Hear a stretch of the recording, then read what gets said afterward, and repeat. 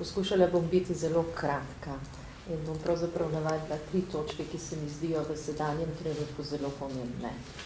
Prvič, da zaradi zapletov, ki smo jim priča in se predvsem pojavljajo glede glasovanja po pošti, obstaja dvom o svobodi, poštenosti in tajnosti volitev.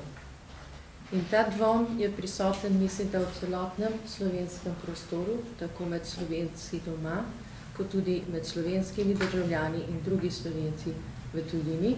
Hkrati pa nakazuje, da je vprašljiva morda lahko tudi legitimnost volitev.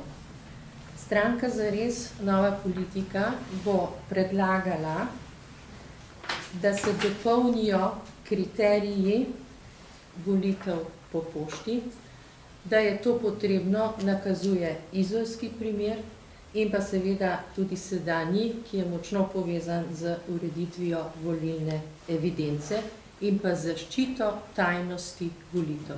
Slišali smo, da obstaja možnost, da bojo morale biti glasovnice poimensko preverjene. To pa pomeni, da so informacije o identiteti volivca lahko razkrite. Drugič, razmišljamo o tem, da bomo podali predlog novele zakona o volitvah, in sicer tako, da bi se glasovnice poslale samo tistim po pošti, ki to tudi zahtevajo.